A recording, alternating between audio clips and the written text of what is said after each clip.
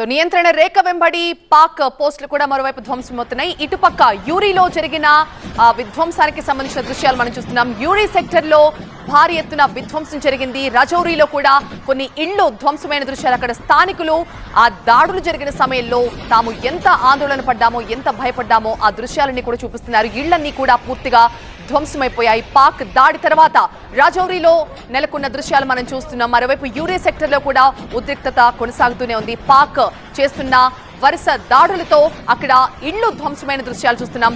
దుకాణాలు సైతం పూర్తిగా ధ్వంసమయ్యాయని చెప్తున్నారు స్థానికులు. స్థానికులంతా ఇప్పటికే చాలా అలర్ట్ గా ఉన్నారు. వరుసగా జరుగుతున్న దాడుల నేపథ్యంలో ప్రజలంతా అలర్ట్ గా ఉండాలి, ఎవరు కూడా ఇళ్ల నుంచి బయటకు రావద్దు అని చెప్తున్నారు. బట్ ఆ ఇళ్లపైనే దాడులు చేసింది పాకిస్తాన్. ఆ ఇళ్లు కూలిపోయిన దృశ్యాలు మనం చూస్తున్నాం. యూరీ సెక్టర్ అలాగే రాజౌరీలలో జరిగిన ఈ దాడుల తర్వాత అక్కడ కూలిపోయిన ఇళ్లు, శిథిలావస్థకు చేరుకున్న ఇళ్లు ప్రస్తుతం మనకు కనిపిస్తున్నాయి. వాహనాలు, దుకాణాలను కూడా పూర్తిగా ధ్వంసమైనట్టుగా తెలుస్తోంది.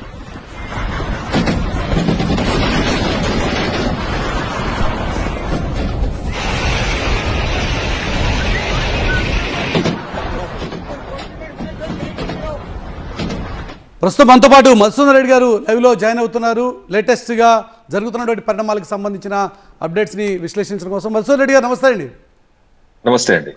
మధుసూదన్ రెడ్డి గారు, రాత్రి జరిగినటువంటి పరిణామాలు గమనించిన తర్వాత మరొకసారి పాకిస్తాన్ ఏ రకంగా అయినా సరే డెస్పరేట్గా ఉండి కొంత డ్యామేజ్ చేసేటువంటి ఆస్కారం ఉంది అన్నది ఇప్పటికే మనకి అందుతున్నటువంటి సమాచారం. ఏ రకంగా మన ప్రిపేర్డ్నెస్ ఉంది, వాటికి సంబంధించిన అప్డేట్స్ ఏ రకంగా ఉన్నాయి?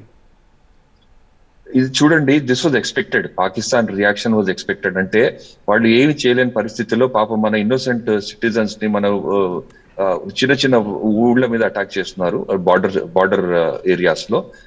This was expected. అది ఎక్స్పెక్ట్ చేసి మనం ఏం చేసామంటే వీ ఆల్రెడీ టోల్డ్, అంటే ఆ ప్రిపేర్డ్నెస్ లెవెల్, గ్రౌండ్ లో ప్రిపేర్డ్నెస్ లెవెల్ కోసం జనాలకి అవేర్నెస్ తీసుకురావడం, ప్రజలకి చెప్పడం ఎలా ఇలాంటి అటాక్స్ జరిగితే ఎలా వాటిని అవాయిడ్ చేయాలి, ఎలా ఇవేట్ చేయొచ్చు, ఎలాగ బంకర్స్ లోకి వెళ్ళిపోవాలి, వీళ్ళంతా ఈ జాగ్రత్తలని చెప్పామండి. Even mock drills have been conducted in schools also. School పిల్లలు కూడా చెప్పారు. Presently as a safety measure అన్ని స్కూల్స్ క్లోజ్ చేసి పెట్టారు. అక్కడ అన్ని షాప్స్ కూడా క్లోజ్ చేసి పెట్టమని చెప్పారు. ప్రజల్ని బయట అత్యవసర పరిస్థితిలో తప్ప బయట తిరగొద్దని చెప్పారు. This for their own safety. ఈ ఇష్యూస్ ఇవైతే అన్ని చోట్ల చేశారండి. ఇది కాకుండా ఎక్కడైతే షెల్లింగ్ ఎక్కువగా జరుగుతుందో కొన్ని విలేజెస్ లో సర్టన్ ఏరియాస్ మనం ఎలా ఉన్నామంటే అంటే పొజిషన్ ఆఫ్ డిసడ్వాంటేజ్, అంటే వాళ్ళు పైకి ఉండి, వాళ్ళు కొండ పై నుండి మనం కొండ కింద ఉన్నాం. అలాంటి సిచ్యువేషన్స్ లో ఆ ఊళ్ళని ఇవాక్యుయేట్ చేసి ప్రజల్ని ఇవాక్యుయేట్ చేస్తున్నారు అక్కడ నుంచి సేఫ్ ఏరియా.